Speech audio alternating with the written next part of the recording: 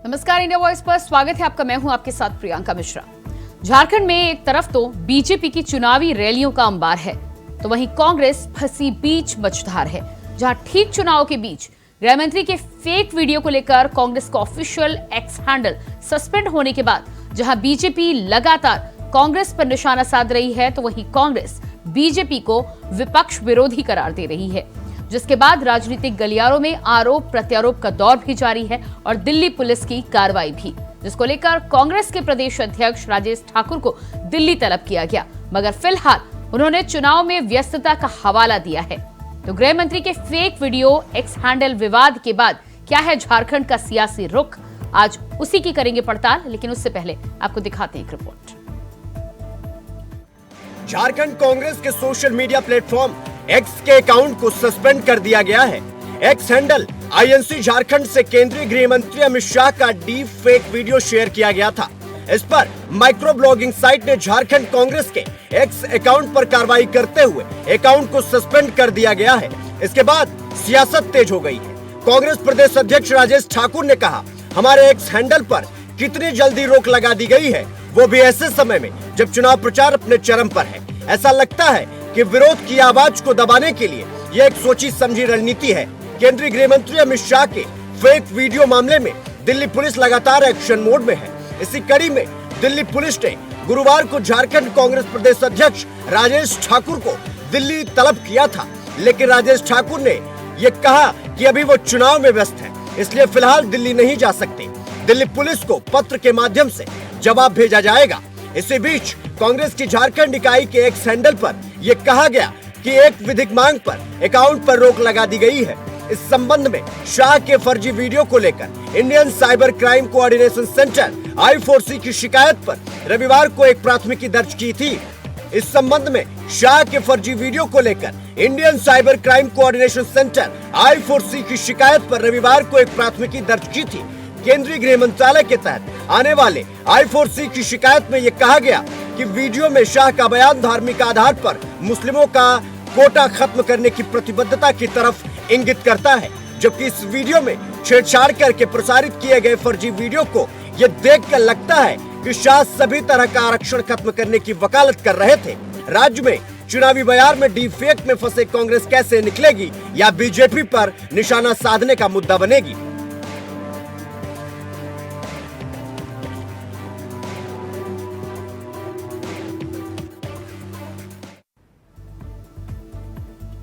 तो झारखंड की सियासत में जिस तरह से डीप फेक वीडियो के बाद कांग्रेस के एक्स हैंडल को सस्पेंड करने के बाद लगातार राजनीतिक गलियारों में तीर तलवार छुड़े हुए हैं।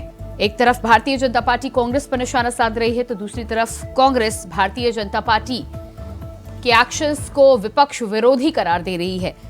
दोनों ही तरफ से बाकायदा लगातार आरोप प्रत्यारोप का दौर जारी है, लेकिन देखना यह होगा कि जिस तरह की कार्रवाई कांग्रेस के एक्स हैंडल पे की गई है और जिस तरह का आरोप प्रत्यारोप लगातार भारतीय जनता पार्टी के द्वारा लगाया जा रहा है, ऐसे में कांग्रेस किस तरह से इस संकट से उबरकर चुनावी दौर में अपने प्रदर्शन को बरकरार रख पाती है। तो झारखंड की सियासत इस समय एक्स हैंडल और डीप फेक वीडियो को लेकर गरमाई हुई है। देखना यह होगा कि दोनों ही पार्टियों के द्वारा पुरजोर कोशिश की जा रही है कि इन तमाम मुद्दों को साथ लेकर जनता का साथ हासिल किया जाए और एक दूसरे को लेकर जंग छेड़ी जाए। देखना यह होगा कि चुनावी दौर में किस पार्टी को इस मुद्दे का अधिक फायदा मिलता है, किसका होता है नफा और किसका नुकसान।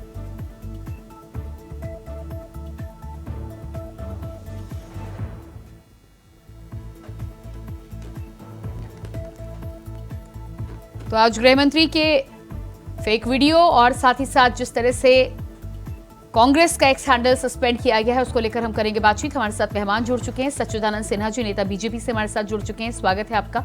कमल ठाकुर जी, कांग्रेस प्रवक्ता, हमारे साथ जुड़ चुके हैं, आपका भी बहुत बहुत स्वागत है। और वरिष्ठ पत्रकार दीपक कुमार जी हमारे बीच है, आपका भी बहुत बहुत स्वागत है। तो सबसे पहले कमल ठाकुर जी, सबसे पहला सवाल आपसे ही, जिस तरह से कांग्रेस का एक्स हैंडल सस्पेंड किया गया है और उसके बाद राजेश ठाकुर को दिल्ली तलब किया गया था कार्रवाई के चलते, लेकिन फिलहाल उन्होंने चुनावी व्यस्तता का हवाला दिया है।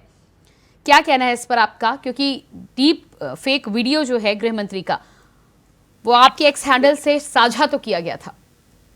देखिए प्रियंका जी, ये विपक्ष को दबाने का सबसे बढ़िया हथियार है।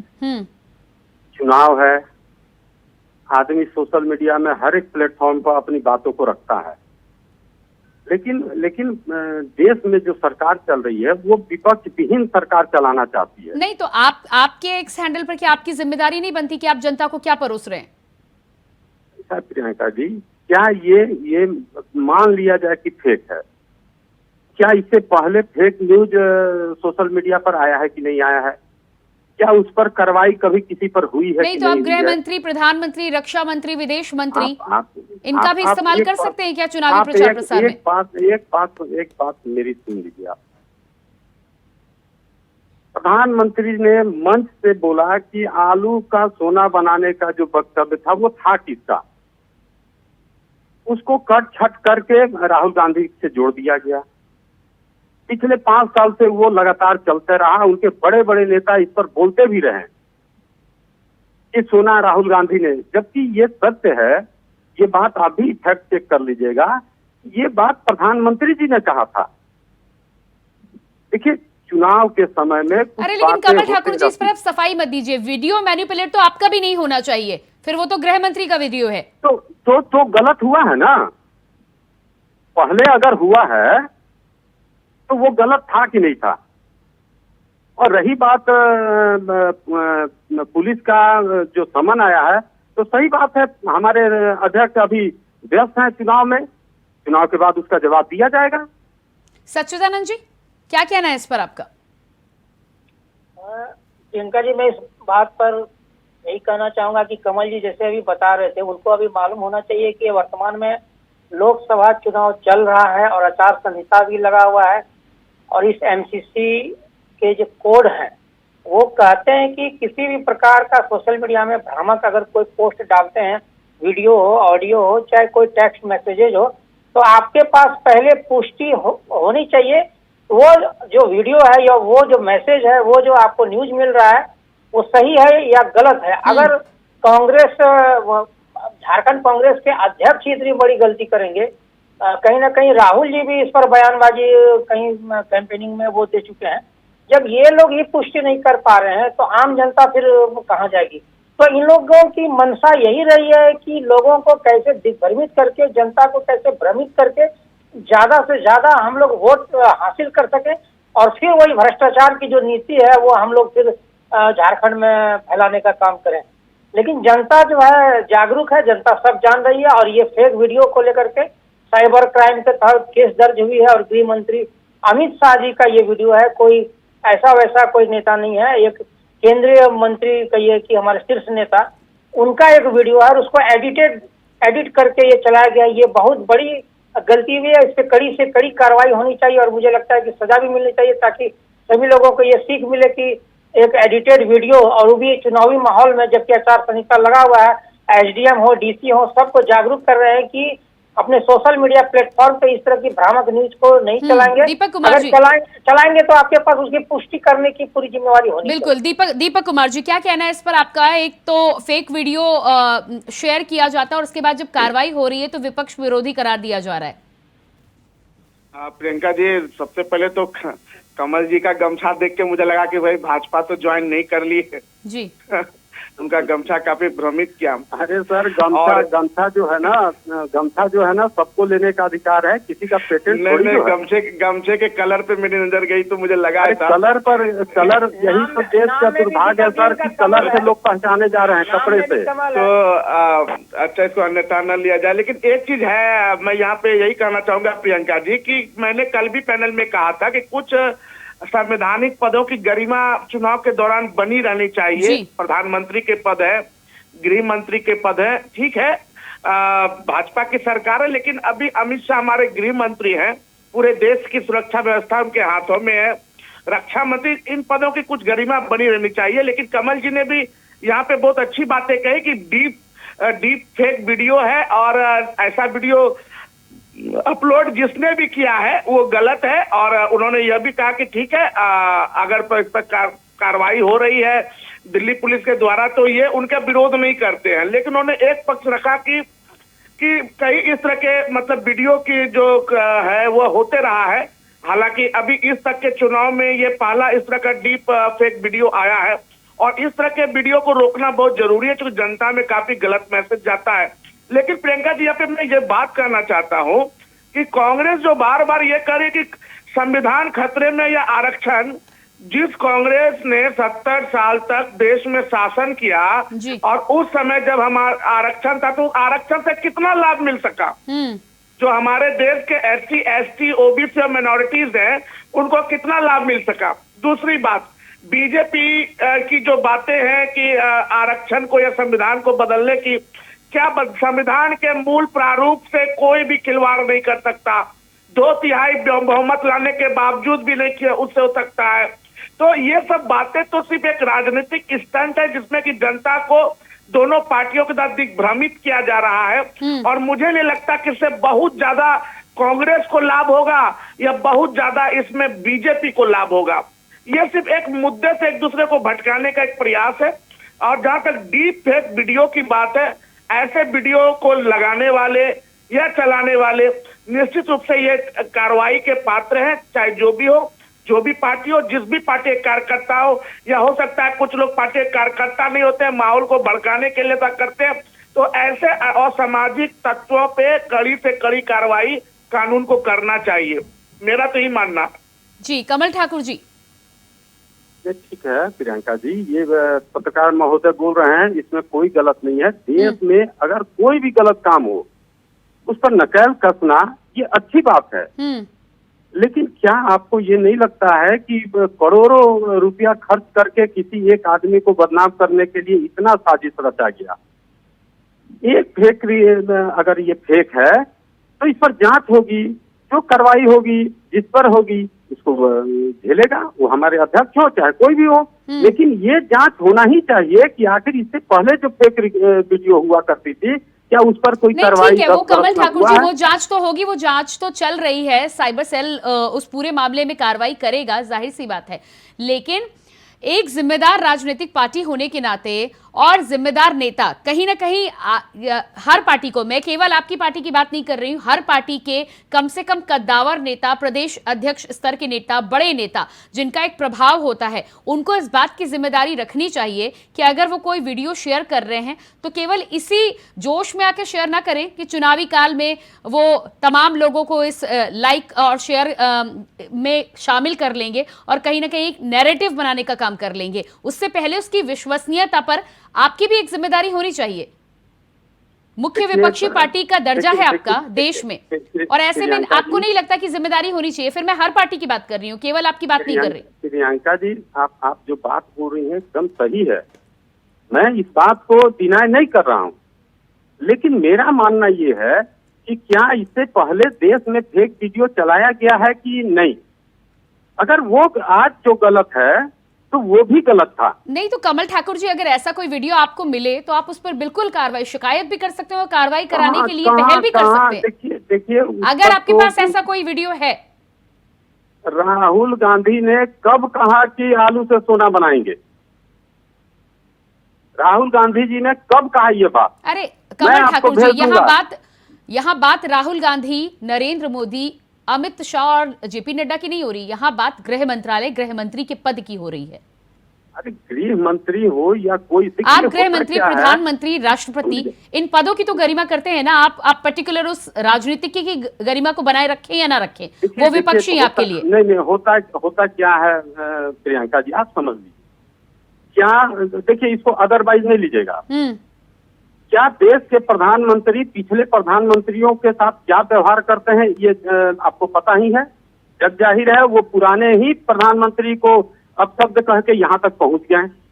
ये सत्य है कि नहीं है?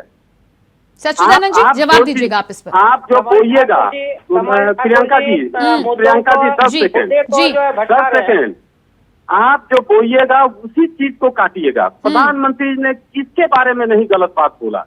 आप बताइए, जो आदमी, नेहरू जी अभी दुनिया में नहीं है, राजीव गांधी नहीं, दुनिया लेकिन में उनके नहीं किसी है। भाषण को इंदिरा किसी गांधी भाषण को दुनिया एडिट में तो नहीं है। किया गया ना। लेकिन नहीं कमल ठाकुर जी, कोई ऐसा भाषण आप दिखा बात दीजिए है। जिसको आप एडिट करके पर- उसका नहीं, अर्थ नहीं, का आप अनर्थ निकाला एडिट गया पर हो। नहीं, आप एडिट पर बहस कर सकती हैं हमसे, लेकिन जब अभी आपको प्रधानमंत्री कमल अपने मुख ठाकुर से जी बोलते हैं, मालूम उस पर होना बहस चाहिए नहीं कि होगा। आदर्श आचार संहिता लगा हुआ है पूरे हिंदुस्तान में और जो पूरे बात राज्य प्रधानमंत्री में बोले DM और मनमोहन सिंह के सुन लिए, लीजिए, और ये उसका हम लोगों को सम्मान करना है। बाथरूम में रेनकोट पहनकर जो है उसका एक स्नान मर्यादा करते हैं, होता क्या है। ये गलत था कि और नहीं?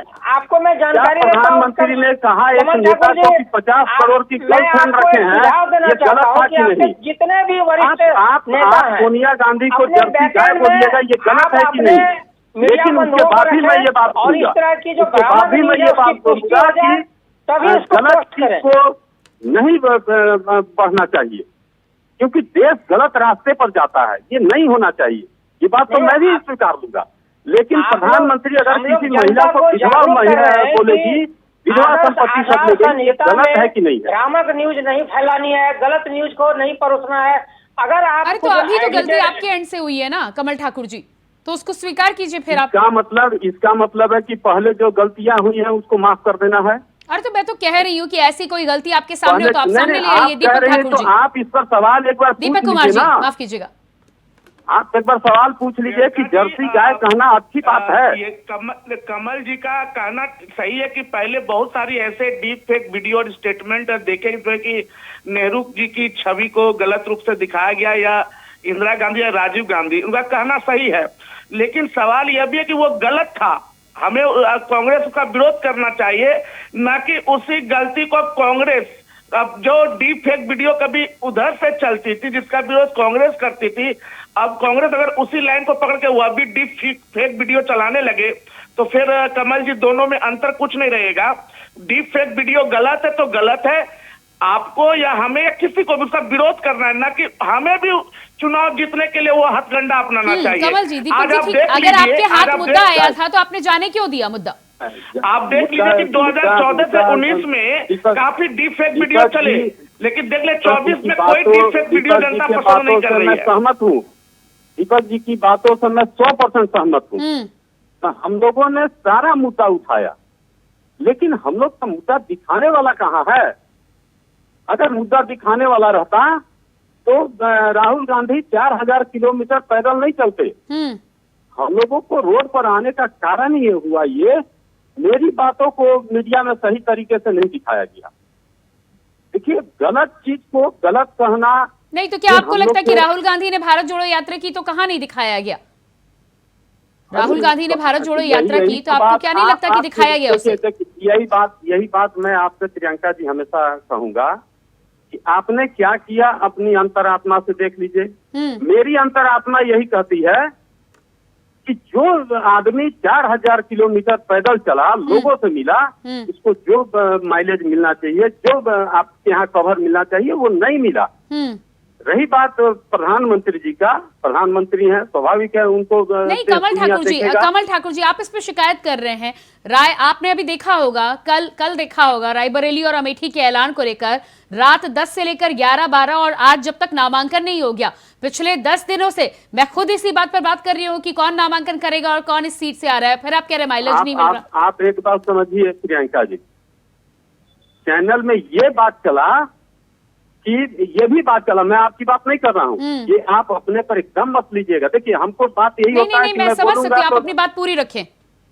मेरा कहना यह है कि सारे चैनल पर यह चल रहा है कि अमेठी और रायबरेली से कांग्रेस डर गई है, इसलिए अपना उम्मीदवार नहीं दे ठीक है रही है। कमल जी, आप अपनी बात रख रहे हैं, मैं समझ भी रही हूँ आपकी बात, लेकिन अगर कहीं ना कहीं उसको उस तरह का माइलेज नहीं मिल रहा तो आपको भी इस बात को मानना पड़ेगा कि कमजोरी कहीं है, और अगर कोई पॉइंट रह जाता है तो आपको भी अपने आप को मजबूत साबित करने की जरूरत है।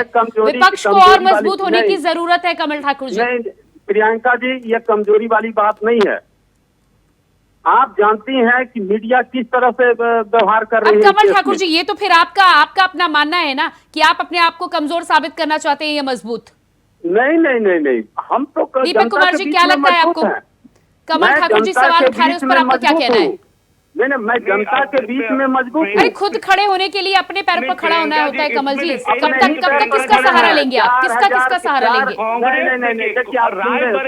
रायबरेली और अमेठी कांग्रेस की 4000 किलोमीटर में अपने पैर पर चला हूँ और एक लंबे समय तक जो है वह गैप रही, तो कहीं ना कहीं ये तो जानती है कि कहीं ना कहीं कांग्रेस कहीं ना कहीं कमजोर भी, तब ना रायबरेली और अमेठी उनके हाथ से चला गया। लेकिन आज एक संघर्ष के बाद कांग्रेस ने कहीं न कहीं अपनी स्थिति में सुधार लाया है। तब उसने रायबरेली और अमेठी में फिर से अपने कब्जा, जो उनका पारंपरिक सीट रहा, उसको उन्होंने फिर से अपने कब्जे में लेने की कोशिश की है, जिसके के तहत आज रायबरेली से ठीक है दीपक जी कोशिश कर रहे हैं, लेकिन मीडिया से शिकायत भी रहती है, इस पर क्या कहना है? मीडिया से तो शिकायत कांग्रेस को रही है कि कांग्रेस को कवरेज कम मिला, ये तो मीडिया और कांग्रेस की। लेकिन ये बात समझना पड़ेगा कि कांग्रेस को अभी भी जो उनके सामने अभी बीजेपी है, उनसे उनको और अभी और हार्ड होमवर्क करना होगा। आज की जो राजनीति है वो राजनीति नहीं रही। आज गांधी और नेहरू के नाम पे कांग्रेस सत्ता में नहीं आ सकती है। आज जो है, जो एक नया विकास का पैमाना खींच दिया गया है, आज बीजेपी ने जिस तरह की राजनीति शुरू कर दी है, कांग्रेस की सेकुलर पॉलिटिक्स को जिस तरह बीजेपी ने कम्युनल पॉलिटिक्स करार दे दिया है, तो इसके लिए कांग्रेस को होमवर्क करना होगा। आज भी कांग्रेस जो लड़ाई लड़ रही है वह आज भी हिंदू वोटर को अपने तरफ नहीं खींच पाई है। आज भी वो जो है मुस्लिम माइनॉरिटी वोटर को ही लेके आगे बढ़ रही है। तो ये देखना पड़ेगा कि अब जो राजनीति का जो स्टैंड अप वो चेंज हो चुका है। ये एलिगेशन लगाना बहुत आसान है कि कौन किसको लेके चल रहा है। हमने कब 80 और 20 की बात की है? हमने कब हिंदू मुसलमान की बात की है? आप बात करें न करें, लेकिन वो दिखता है। एक्शंस तो रहे ना कमल ठाकुर जी, एक्शंस तो रहे ना। उन एक्शंस पर आपको उन एक्शंस को सुधारना चाहिए था समय रहते। अरे मैडम चुनाव जीत के जिताया गया, तो आज वो पिछले अच्छा सच्चिदानंद जी बाहर है, इस पर अपनी राय रखिएगा आप। मैं यही कर रहा हूँ, यही फेक न्यूज है। हमने कब हिंदू मुसलमान की बात कमल ठाकुर जी ने जो आक्षेप लगाया मीडिया के ऊपर, प्रधानमंत्री जी कल तो किसके कहने पर पूर्व प्रधानमंत्री मनमोहन सिंह ने बयान दिया था कि देश के संसाधनों पर पहला हक आप मुसलमानों का है? क्यों नहीं कहा कि देश के संसाधनों पर सबका बराबर का हक है? आप जो है ना, देखिए प्रियंका जी, आप अच्छी एंकर हैं, आप सवाल अच्छा करते हैं, जवाब भी अच्छा लीजिए। पूर्व प्रधानमंत्री मनमोहन सिंह ने इस तरह का कभी बात नहीं कहा, किसी को भी लिया कर नहीं। तब आपको जानकारी का अभाव है कमल ठाकुर जी। उसको फिर फेक न्यूज बनाया गया। जानकारी का अभाव है, चीज को हटा दीजिए आप। आज मैं ये कहना चाहता हूँ कमल ठाकुर जी, जिस तरह भारतीय जनता पार्टी के लोगों ने फेक न्यूज का वही काम उस समय हुआ था, लेकिन इसका सवाल नहीं था। आप लोगों के पास अगर फेक वीडियो था तो आप लोग प्राथमिकी क्यों नहीं करवाते हैं? जिस तरह ये गृह मंत्री जी का फेक वीडियो आया और भारतीय जनता पार्टी के लोगों ने हम लोग बायस होकर राजनीति नहीं करते हैं। आगे क्यों नहीं बढ़ते? मेरे मन में आपके प्रति कोई ऐसी घृणा नहीं है जिससे मैं आपको अपना दोस्त न मानूं, लेकिन आप लोग ये घृणा से नहीं। कमल ठाकुर जी, मुझे ऐसा लगता है कि मामला यहाँ रह जाता है कि जब आप चौकीदार बोलते हैं तो भारतीय जनता पार्टी का हर कोई चौकीदार बन जाता है, जब आप परिवार की बात करते हैं तो मोदी का परिवार बन जाता है। तो कहीं ना कहीं रणनीति में पीछे तो आप रह जाते हैं, या भारतीय जनता पार्टी आपको मात दे देती है? यही वजह है दीपक जी कह रहे हैं आपको थोड़ा और होमवर्क करने की जरूरत है। ये 30 सेकंड में दीपक जी का बात करना चाहिए। आज मैं एक गमछा ओढ़ के आ गया हूँ, दीपक जी को लगा कि ये पेटेंट बीजेपी का है। तो आप जवाब दे दीजिए ना, जवाब दे दीजिए आपस में। अरे ये तो हम लोग सनातनी आदमी हैं। हाँ, तो ये बोलना चाहिए था ना आपको। ये बात मेरे मन में भी आया था, पर मैं डिबेट को इधर भटकाना नहीं चाहती थी। तो ये बोलिए ना कि सनातन प्रेम की आप बात कर रहे हैं। सुन लीजिए, देखिए इतना बीच में बोलिएगा तो मैं बोल नहीं पाऊंगा। मैं कहता हूँ कि किसी कपड़े से किसी की पहचान हो सकती है क्या? लेकिन इस देश के प्रधानमंत्री ही हैं जो कपड़ा से पहचान लेते हैं। मैंने ये भाषण नहीं दिया है, ये प्रधानमंत्री ने कहा कि मैं तो कपड़ा देख के पहचान जाता हूं कि आप किस धर्म के हैं।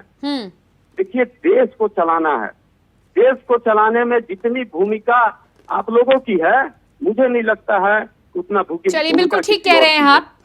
सत्ता पक्ष की भूमिका है, विपक्ष को भी अपनी भूमिका निभानी चाहिए। मेरे पास समय नहीं है। कमल ठाकुर जी बहुत बहुत धन्यवाद मैं आपका करना चाहूंगी। सच्चिदानंद जी बहुत धन्यवाद। दीपक जी आपका भी बहुत बहुत धन्यवाद। तो जिस तरह से झारखंड में डीप फेक वीडियो और साथ ही साथ कांग्रेस के एक्स हैंडल को सस्पेंड कर देने के बाद सियासत चालू है। अब ऐसे में माना जा रहा है कि कहीं चुनावी निशाना लगाने की कोशिश की जा रही है तो कहीं लगातार सत्ता पक्ष को विरोधी करार दिया जा रहा है। कितना नफा कितना नुकसान होता है ये 4 जून को पता चलेगा। फिलहाल हमारे इस खास कार्यक्रम में इतने ही। खबरों के लिए बने रहिए इंडिया वॉइस के साथ। मुझे दीजिए इजाजत। नमस्कार।